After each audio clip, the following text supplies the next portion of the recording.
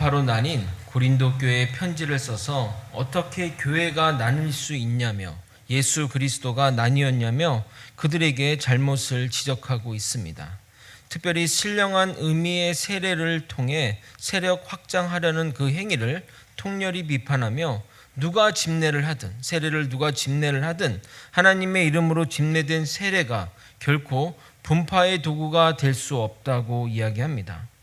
사도 바울은 이 분파의 해결책, 이 분열의 문제 해결책으로 서로의 의견을 모아 한마음 한뜻으로 하나 되어 복음 전파에 힘을 쓰며 그리스도의 십자가가 헛되지 않게 살라고 제시합니다. 오늘은 지난 설교의 연장선상에서 이해되어야 할 본문입니다.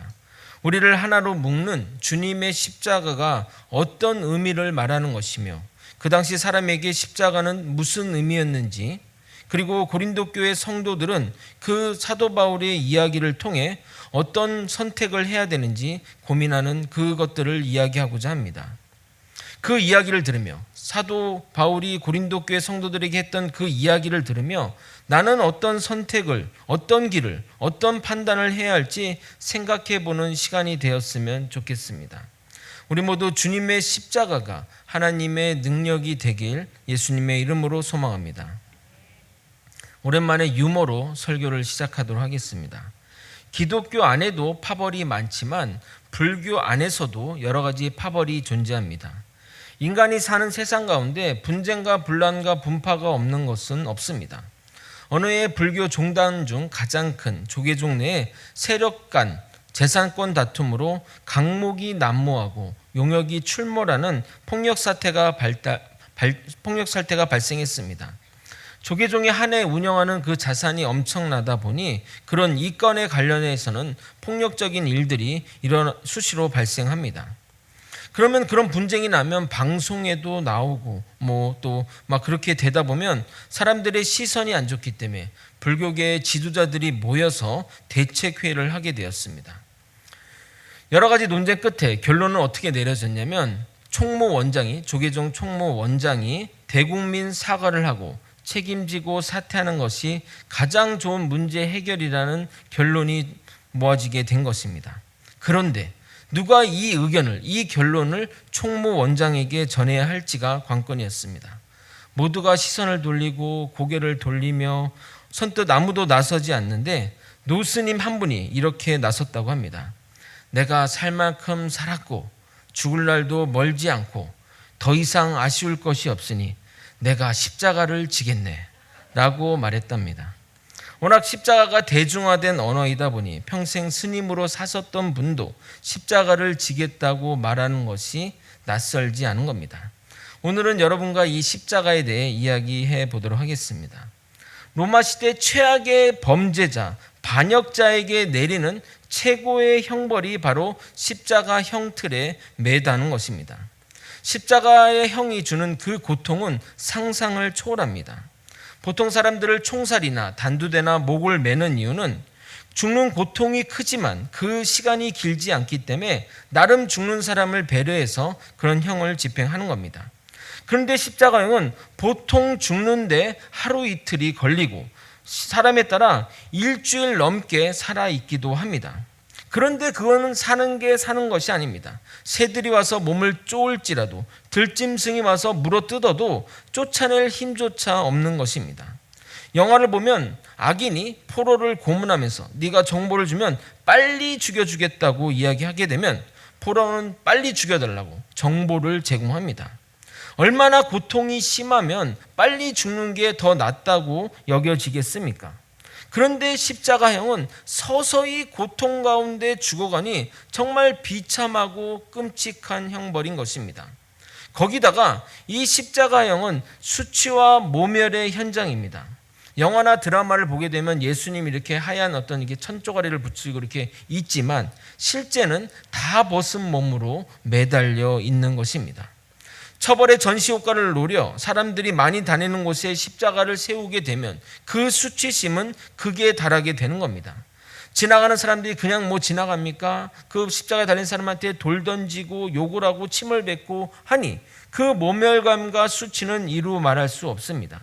그래서 로마 시민권을 가진 자는 그가 아무리 죄를 범했다 할지라도 십자가형에는 처하지 않습니다. 그런데 예수님에게는 남들에게 없는 더한 고통이 있습니다. 바로 하나님의 저주를 받았다는 오명입니다. 유대인들은 나무에 달리는 것은 하나님의 저주를 받았다는 걸로 인식하고 있습니다. 그래서 바리새인과 서기관들이 예수를 십자가에 못 박혀 죽게 한 겁니다. 너가 하나님의 아들인데 하나님의 저주를 상징하는 십자가에 달리는 것이 말이 되냐? 네가 하나님의 아들이 아니니까 십자가에 달리는 것 아니냐라는 말을 하기 위해서입니다. 신명기 21장 23절입니다. 그 시체를 나무 위에 밤새도록 두지 말고 그날에 장사하여 내 하나님 여호와께서 내게 기업으로 주시는 땅을 더럽게 하지 말라. 나무에 달린 자는 하나님께 저주를 받았습니다. 그러니까 그 사람을 배려한 게 아니라 그 땅이 더러워지니까 그 바로 장사해버리라고 이야기하는 겁니다. 그러므로 예수님이 받으시는 이 십자가형은 영, 혼, 육 모든 것이 고통받는 것입니다. 육체의 힘듦은 기본이고 수치와 모멸감의 심적인 고통을 넘어 하나님의 저주를 짊어지는 영적인 고통까지 주는 것이 십자가형인 것입니다. 그런데 예수님의 십자가형이 더 힘든 이유가 있습니다. 그것은 예수님이 십자가를 거부할 수 있었기 때문입니다. 그리고 지금도 그 십자가에서 내려올 수 있기 때문입니다. 범죄자는 자신의 형을 피하거나 거부할 수 없습니다. 그러나 예수님은 십자가를 거부할 수 있었고 피하고자 한다면 12군단의 천사를 불러 로마 군사를 제압할 수 있었습니다. 그러나 그렇게 하지 않으셨습니다. 그 이유는 우리를 구원하시기 위해서이십니다. 히브리서 12장 2절입니다. 믿음의 주요 또 온전케 하시는 이인 예수를 바라보자. 그는 그 앞에 있는 기쁨을 위하여 십자가를 참으사 부끄러움을 개의치 아니하시더니 하나님 보좌 우편에 앉으셨느니라. 여기 본문에 보게 되면 그 앞에 있는 기쁨, 이 표현은 예수님의 개인의 기쁨, 예수님이 누리는 그런 기쁨을 말하는 것이 아니라 우리의 구원이고 그 우리의 구원이 주님의 기쁨이라는 것을 말하는 겁니다. 예수님은 우리의 구원을 위해 부끄러움을 개의치 아니하시고 그 십자가를 참으신 것입니다. 그러면 왜 십자가일까요? 왜 십자가라는 끔찍한 것을 하나님은 허락하신 것일까요? 십자가는 인간의 죄악과 하나님의 사랑이 만나 구원이 이루어지는 곳입니다. 예수님이 십자가에 오신 이유는 가장 최악의 죄인도 구원하시겠다는 하나님의 사랑을 보여주는 것입니다. 요즘 이상한 변호사 우영우가 폭발적인 인기를 보여주고 있는데 특히 이 초딩들에게는 신드롬급의 영향을 미치고 있습니다. 긍정적인 면은 장애인에 대한 편견을 돌리는 계기가 된다고 생각합니다. 제 친구가 장애인 단체에 일을 해서 장애인에 대한 이런저런 이야기를 자주 듣는 편입니다. 요즘 언론에서 자주 다루는 장애인 이동권 연대의 주장을 들어보면 우리가 그동안에 해왔던 행정들이 그 장애인의 시야, 장애인의 관점에서 이루어진 게 아니라 일반인의 입장에서 행해졌다는 생각을 많이 하게 됩니다. 지금은 많이 개선되었지만 버스를 오르는 이 자그마한 높이도 어떤 장애인에게는 거대한 정말 하늘같이 솟은 옹벽처럼 느껴질 수 있다고 합니다. 예수님이 십자가에 달리신 이유가 여기에 있습니다. 예수님은 조그만 문턱도 넘지 못할 죄인인 줄도 몰라서 개선의 여지도 전혀 없는 우리를 위해 가장 밑바닥으로 오신 겁니다. 어떤 조건 이상만 되는 사람만 구원하시겠다는 것이 아니라 아무 조건도 아무것도 증명할 것이 없는 철저하게 무능한 죄인인 우리를 위해 십자가에 오신 것입니다. 십자가가 가장 밑바닥이기 때문입니다. 그것이 예수님이 십자가에 달리신 이유이며 창세전에 계획된 하나님의 뜻인 것입니다. 사도 바울은 자신의 주장을 하기에 앞서 연역적으로 핵심 주제를 서술하고 이끌어가게 됩니다. 18절이 이 오늘 본문의 주제라고 할 수 있습니다. 함께 읽겠습니다. 시작. 십자가의 도가 멸망하는 자들에게는 미련한 것이요 구원을 받는 우리에게는 하나님의 능력이라. 여기서 이 뭐 십자가의 도 이렇게 표현돼서 한데 원문에 따르면 십자가의 말씀, 조금 더 약간 의역하면 십자가의 진리라고 해석하는 것이 맞습니다. 아마도 말의 지혜와 대조를 이루기 위해 십자가 도로 해석한 것으로 생각됩니다. 근데 이 헬라어 원문 이 18절 서두에는 그 왜냐하면의 뜻을 가진 접속사 가르가 있는데 그것을 해석하지 않아서 헷갈리는데 좀 오해가 되는데 17절과 18절은 연결해서 읽어야 합니다. 그러므로 십자가를 헛되지 않게 하기 위하여 바울이 말의 지혜로 복음을 전하지 않는 이유는 십자가의 진리가 하나님의 능력이기 때문이다라고 해석해야 하는 겁니다. 사도 바울은 고린도 교회의 이 분파적 현실에 답답해했습니다. 그래서 십자가의 진리를 아는 너희들이 어떻게 이럴 수가 있느냐? 어떻게 하나님의 교회인데 이렇게 분파를 나누고 분파를 생길 수 있느냐? 예수님이 분리되신 분이 아닌데 어떻게 그럴 수 있느냐고 고린도 교회 성도들을 꾸짖은 것입니다. 그러면서 사도 바울은 고린도 교회 분파의 원인, 그 핵심 원인이 인간의 지혜를 의지한 결과라고 기술합니다. 여러분, 인간의 생각은 정말 다양합니다. 지금의 시대를 포스트 모더니즘의 시대라고 합니다. 이 포스트 모더니즘의 어떤 특징들은 뭐냐면 이 시대의 정신은 절대적인 것이 없다고 생각하는 것입니다. 거제 소망교회 성도 여러분, 지구는 둥굽니다. 그렇죠? 그것을 의심할 사람은 아마도 여기에 하나도 없을 것입니다. 그런데 제가 충격받은 것은 지구가 평평하다고 믿는 사람이 있다는 것입니다. 그냥 한두 명, 기껏해 10명이라면 그럴 수 있다라고 하겠지만 무려 미국에만 650만 명이 이 사실을 믿는다고 합니다. 그래서 대기에서 찍은 사진, 위성에서 찍은 사진, 과학적인 어떤 실험들, 이것도 다 조작이라고 하며 믿지 않습니다.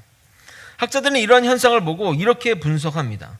지금의 시대는 진리를 믿는 것이 아니라 자신이 믿는 것을 진리라고 생각하는 시대라고 말합니다.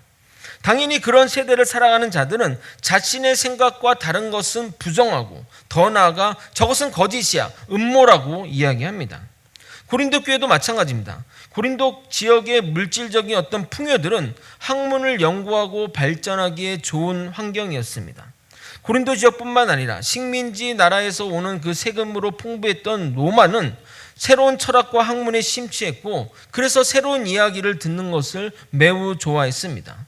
그런 모습을 사도행전은 이렇게 기술하기도 합니다. 사도행전 17장 21절. 모든 아덴 사람과 거기서 나그네된 외국인들이 가장 새로운 것을 말하고 듣는 것 위에는 달리 시간을 쓰지 않음이더라. 그런 인간의 지혜를 숭상하는 문화는 인간의 지혜를 최고의 위치에 놓는 지경에 이르게 된 것입니다. 그런데 이 지혜를 최고로 했는데 그런데 얼마나 인간이 어리석냐면 자신이 만든 사유의 결과를 진리라고 믿어서 그것을 세계관으로 형성한다는 겁니다. 여러분, 우리가 아는 그리스 로마 신화 누가 만들었습니까? 혹시 여기 계신 분 중에 그 신들이 그 로마 사람들한테 주었다고 믿는 분 계십니까? 누가 만들었습니까?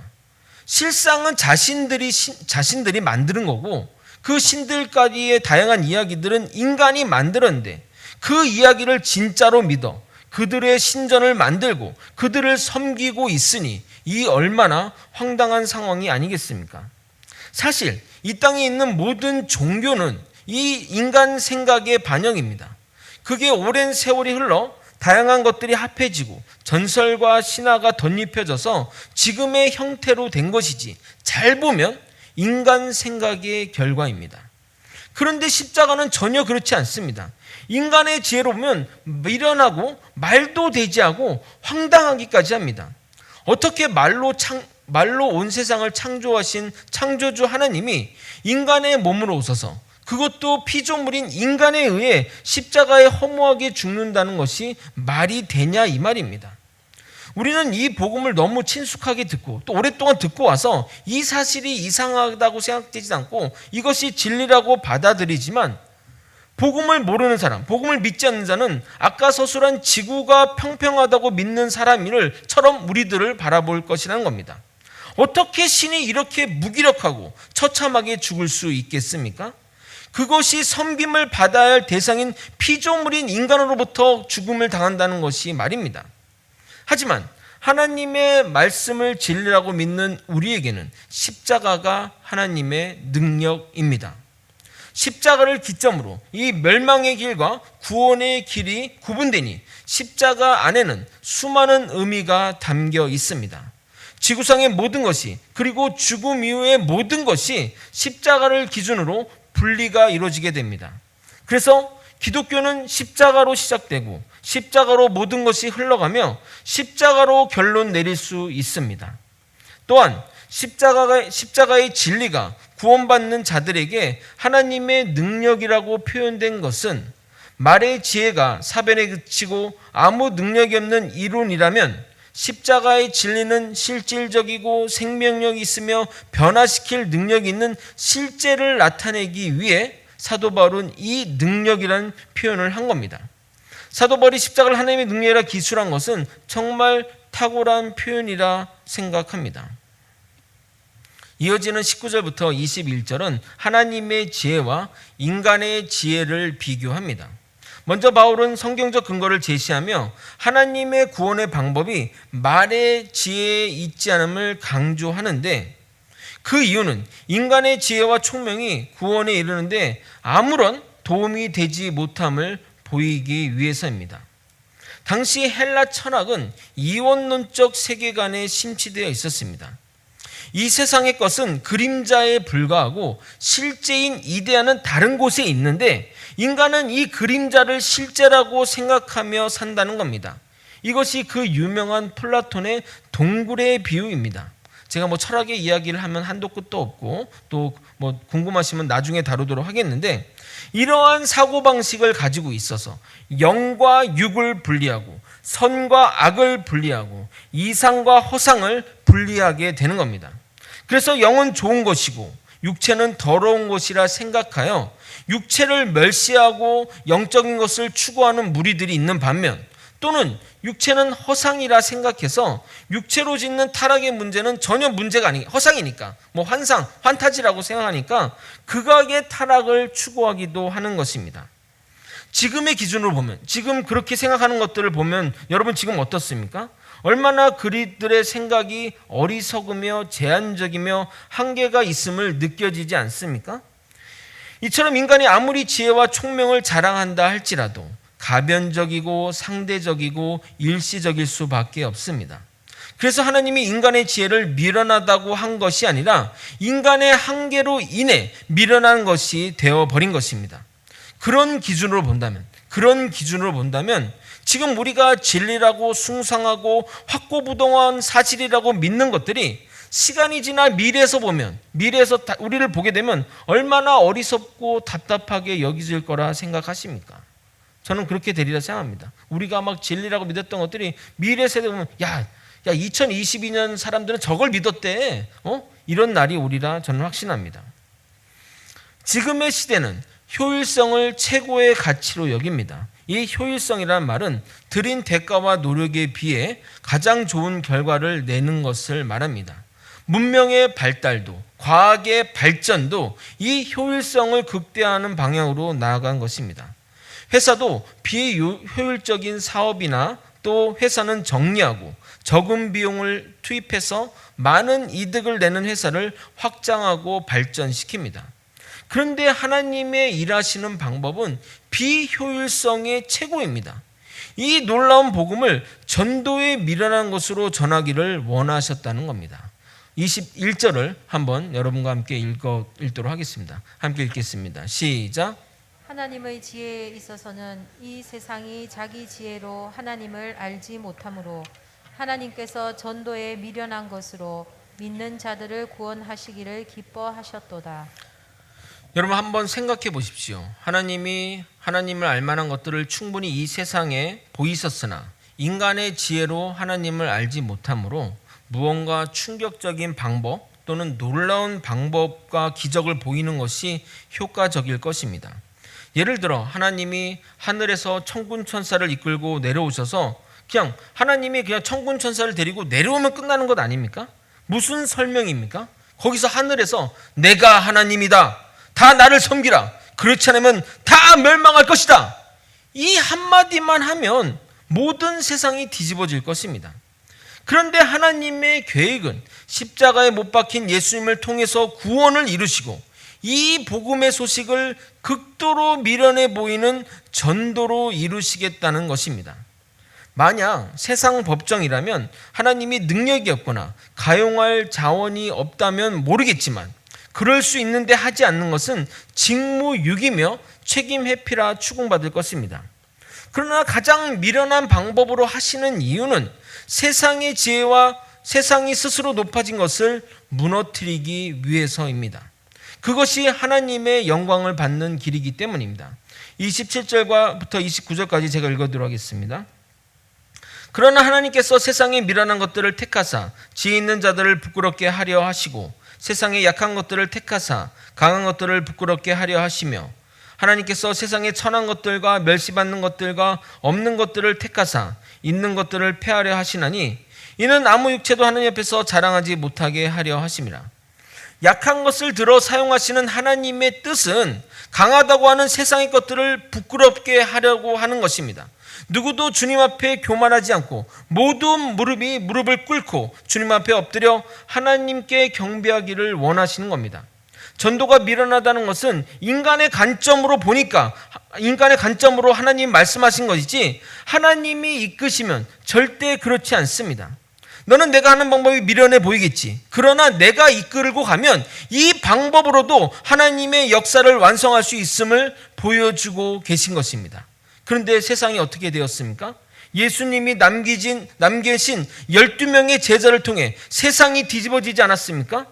2000년 전 저기 중동의 한 마을에서, 그것도 망해 없어진 나라에서 한 청년이 불쌍하게 십자가에서 죽었는데 우리가 지금 그 사실을 알고 있고 그 사실에 인생을 건다는 것이 말이 되냐 이 말입니다.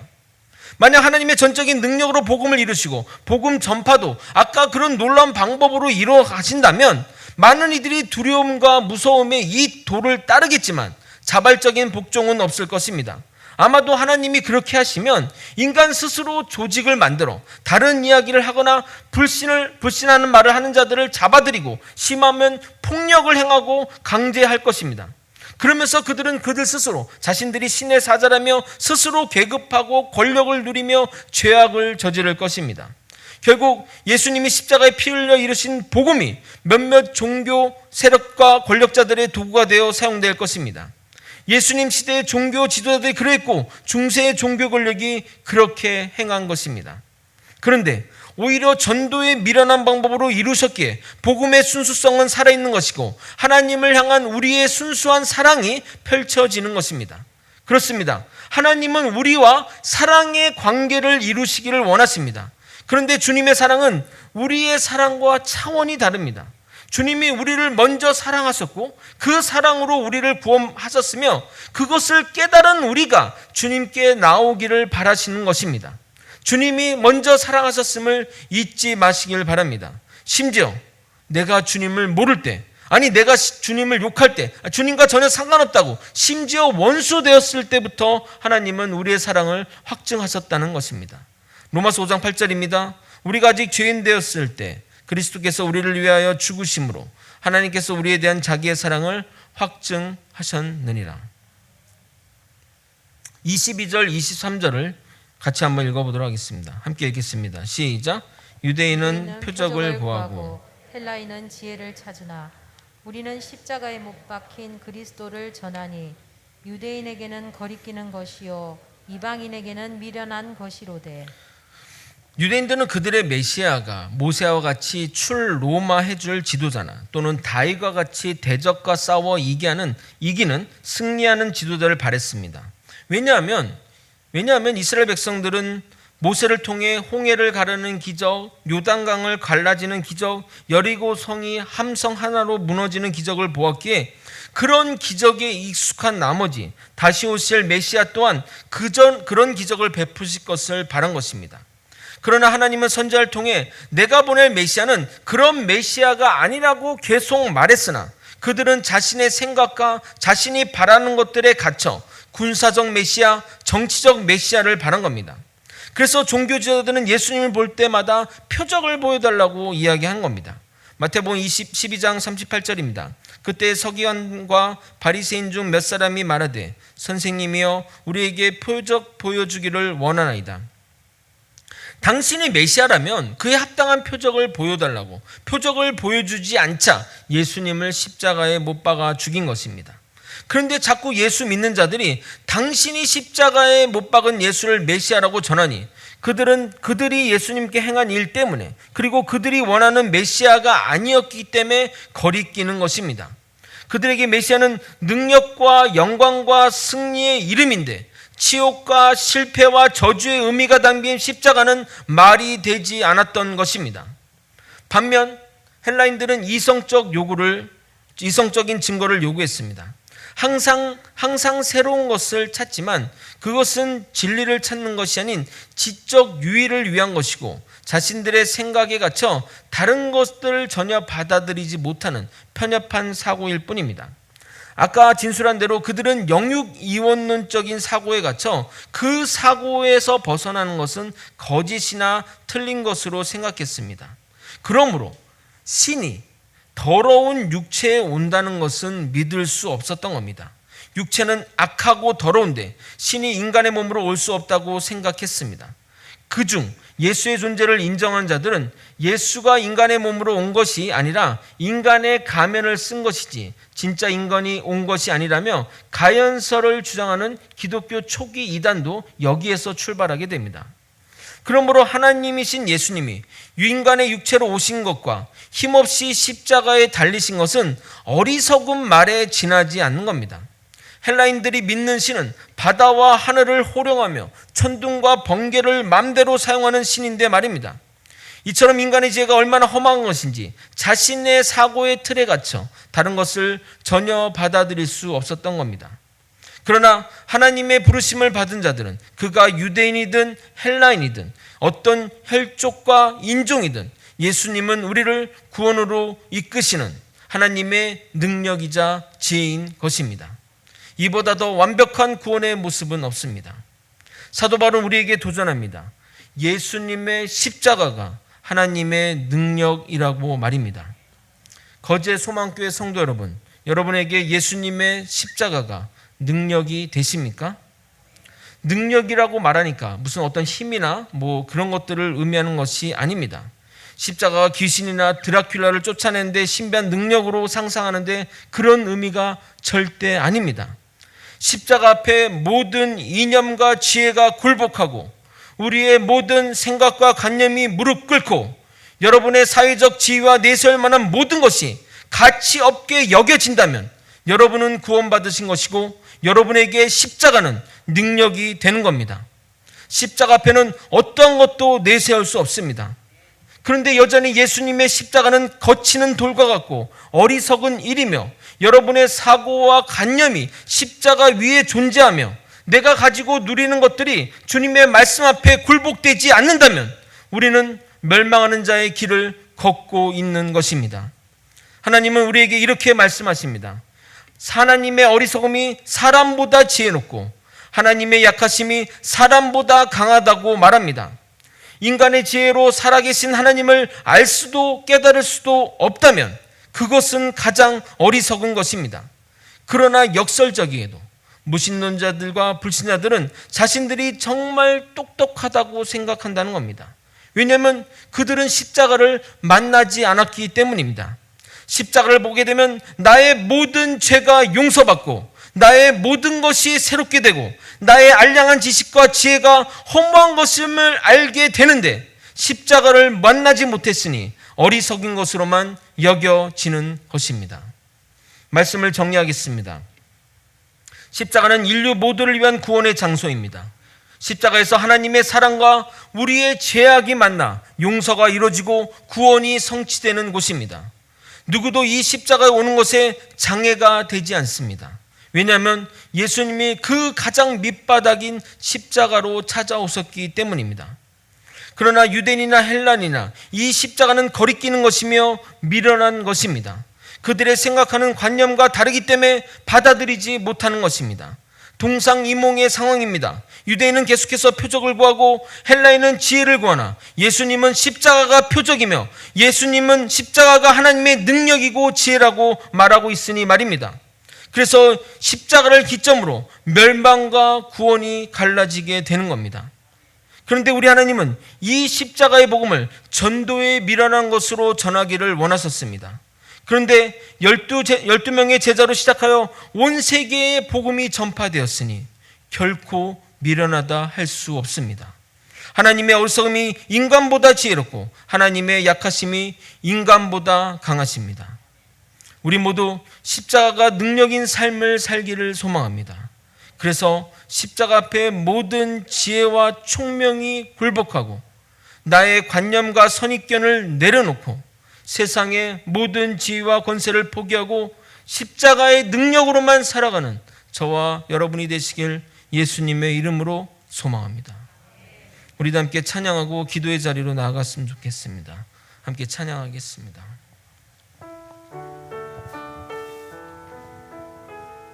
무엇이 변치 않아?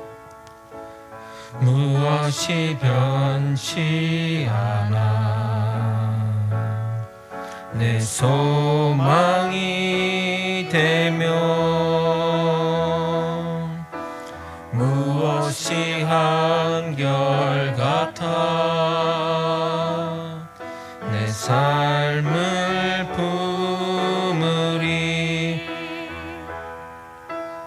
그 누가 날 만족해 내 영이 쉬며 그 누굴 기다려 내 영이 기쁘리 십자가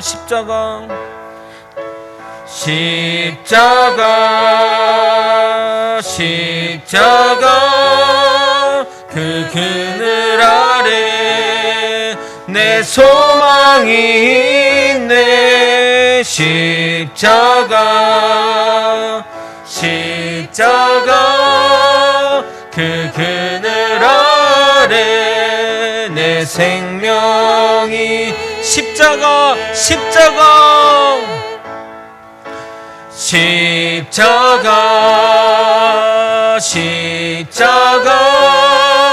그 그늘 아래 내 소망이 있네 십자가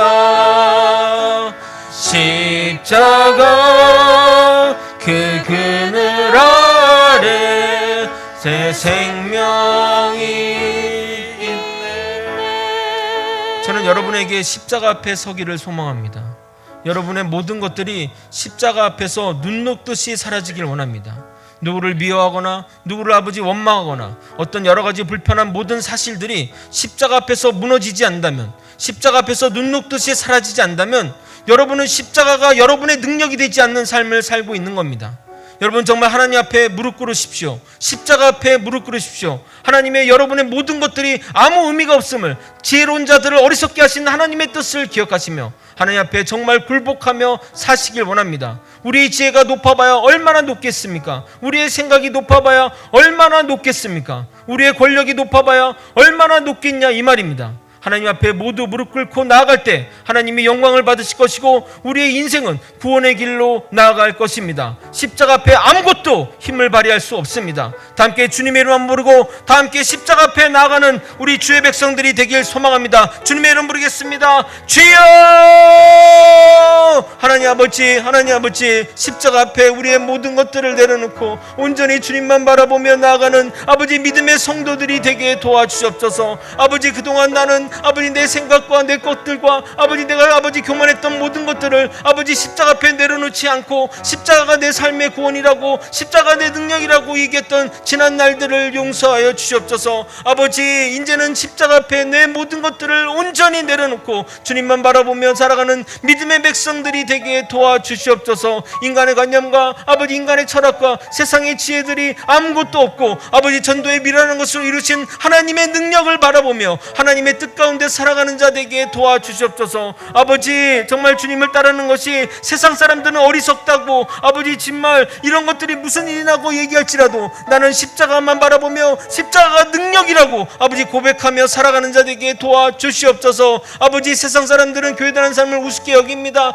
아버지 정말 교회 하나님에게 속아서 아버지 헌금이나 하며 어리석은 시간들을 보낸다고 합니다. 아버지 그렇지 않습니다. 하나님의 능력이시고 구원이시고 아버지 이 모든 인생들이 역전될 날이 있음을 믿습니다. 아버지 세상의 지혜를 어리석게 하시는 하나님을 바라보며 살아가는 자 되게 도와주시옵소서. 우리는 하나님의 역사를 눈으로 봤고 아버지 성경의 말씀을 통해 확증했고 아버지 우리의 인생 가운데 성령의 역사함받아 아버지 살아가는 자입니다. 어떤 상황에서도 주님 바라보는 것을 놓지 않고 주님의 십자가로 살아가게 도와주시옵소서. 주님의 십자가는 나의 능력이시오 하나님의 능력이십니다. 그 십자가만 바라보며 살아가는 믿음의 사람들이 다 될 수 있도록 역사하여 주시옵소서.